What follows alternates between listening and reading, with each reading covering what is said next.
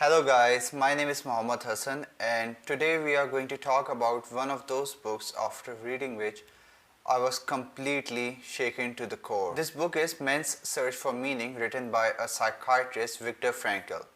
It's a non-fiction book. As you might be familiar with my personality that I mostly prefer non-fiction, and we will discuss in some other video the differences between the fiction and non-fiction books. So basically the descriptions of the certain events in this book, it is certainly a painful and difficult read for anyone, but the lessons and spiritual survival are deeply profound which you can apply in your daily life. In this book, the author wrote about his time in the concentration camps between 1942 and 1945, while the rest of his family had already died. The author have written the in-depth account of his sufferings and all the events that happened in the camps, and mentioned the lessons he learned from those sufferings about human nature. I would like to include one of my favorite quotations from this book. When we are no longer able to change a situation, we are challenged to change ourselves. This quotation really hit me.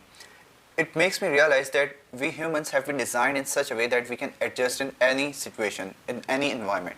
During any difficult scenario, the difficulty that we experience in the initial stages, that's basically our coping mechanism. The discomfort that we feel is part of the adjusting mechanism, and those who couldn't adjust just die. Just like the concept of survival of the best fit that has been reinforced in this book constantly. After that difficult times, once the person overcomes that adversity, that difficult time, he comes out of it as a strong and independent person. The lessons that I have learned from this book that I would like to share with you guys are basically the three most important lessons that you can also apply in your life. So the first lesson is, he who has a why to live for can bear almost any how. It's basically how the therapists deal with the psychology of prisoners or any person who is completely hopeless about his life. Whenever there is an opportunity to use this mechanism, one have to give them a why, an aim, a purpose in their lives in order to strengthen them so that they can overcome the terrible events of their past and prepare themselves for their life ahead. It gives them a motive to stay happy and work for their life in future. The second lesson is, you can get used to anything. Yes guys, it's one of my favorite lessons. Really, you can get used to anything. The human body is tougher than you think.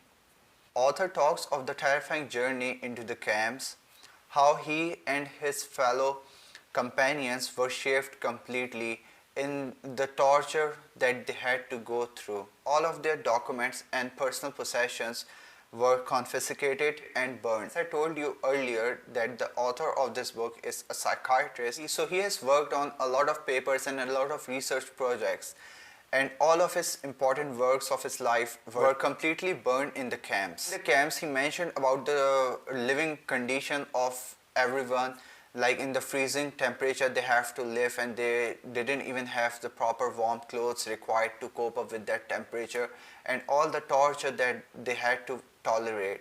So as the author tells about his experience, he says that initially he thought he might not be able to survive this, but in the end he eventually survived. So this teaches us that really we think that we are not capable enough or we are weak to tolerate any adversity, but in reality humans are tougher than you think. And the third lesson is, without hope, meaning of life or future, death will come soon. We generally see people around us who admit that they have no future, no purpose in life, they are completely hopeless about their lives. And those same people are the ones who are constantly ill and constantly complaining. These type of people are going around and around in circles waiting to die. Author saw these types of people a lot in the camps, and as he stated in the book, the prisoner who lost faith in the future, his future was doomed.